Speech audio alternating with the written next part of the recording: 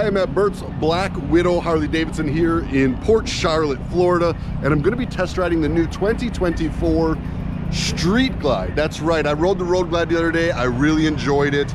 I get a lot of questions about Street Glide versus Road Glide, and I can tell you about the ones from the past, but I can't tell you about the new ones until today. So I'm gonna take this new Street Glide for a ride. We'll compare it to the Road Glide and do an overall review.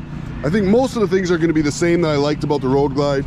First of all, the grips. I don't feel like you need to replace the grips with aftermarket grips immediately. These grips actually feel pretty nice. I noticed they got some new grips here. These actually feel like good grips right from the factory. I actually dig them. They don't make me feel like I need to replace them right away. All the buttons and controls and switches really seem to be upgraded and fit very nice. All that's gonna be the same. The new way these blinkers are redone, like it just fits your thumb. It's so much better than their old design. I never even knew I didn't like their old design until touching this right here. The infotainment system, that big screen, that is also going to be the same as what I experienced in the Road Glide. I really didn't think I was going to care for the screen. I really didn't think I needed more screen on a motorcycle. But the way this was laid out, the way it looked visually when you were riding, the big screen was actually a huge plus. On previous Harley Davidsons, I never even used their infotainment system. I just used my phone. I barely ever looked at it. This screen eliminates the needs for gauges, and it looks great. It's functional. I'll actually use this screen. I've never really liked using the screens on my motorcycles ever, but the way this screen is set up, this is actually a screen that's functional to me. You can notice the new lines in the tank. See, the tanks are cut completely different. The saddlebags are cut completely different.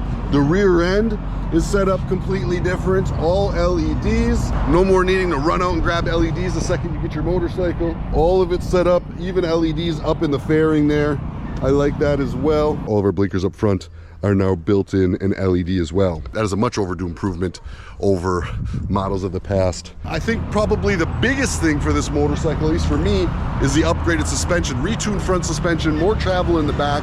Suspension was probably one of the weakest points of the Harley Davidsons of the past, and it seems like they've made it a little bit better. Now, is it gonna compete with full aftermarket suspension like Legend suspension? Probably not, but if it's anything like the Road Glide was, it's going to be a huge improvement over last year's suspension. It definitely has more suspension travel. I'd like to see the remote reservoirs put on these bikes as well with inverted front suspension, but I understand they want to keep that for an upsell for the CVO models.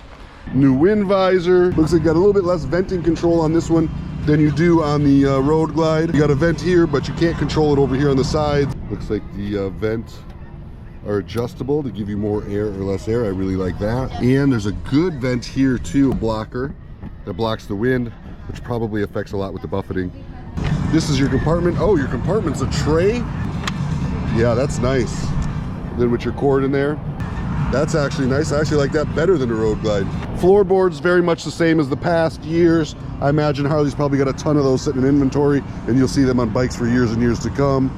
This one's got quick release for the luggage rack or backrest. Let's take it for a ride, see how she does.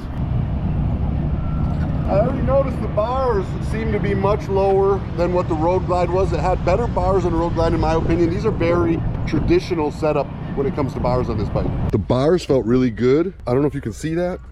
There is a lot of play in those bushings. They're pretty soft. It gives a nice ride. I really like it.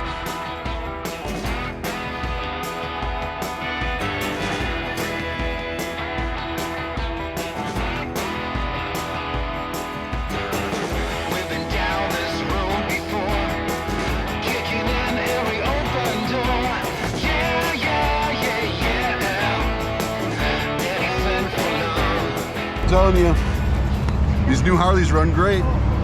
There is a big difference. There's no two ways about it. So the ride and the suspension is much like the Road Glide. I would say equal to. One doesn't feel any real heavier or lighter in the front end. I know on a big road trip, you will notice some difference from that batwing fairing. It catches more wind on the trips than the Road Glide does, where the Road Glide has the fairing mounted to the frame, so when the wind hits it, it transfers to the frame of the bike. This one has it obviously on the handlebars, so when the wind hits it, it's gonna move your bars. A little bit inferior on big, long road trips. Aside from that, probably not much difference. If I had to pick which bike I would take home tomorrow, I'd stick with the Road Glide for two main reasons. One, the handlebars. The handlebars are much higher on that Road Glide. Although I'd probably still want to change them, I wouldn't feel like an immediate need. I could wait until it was in the budget. Two, it just feels more spacious. The Street Glide makes me feel a little bit more crammed in. I'm 6'2", 230 pounds. If I was maybe under 6 foot, this bike may fit me better. The Road Glide might feel a little too far away. So, you know, I think you gotta get the right bike for your riding style and for your body style. For me, the Road Glide is just a superior bike, but if I'm being honest, I like the way the Street Glide looks better.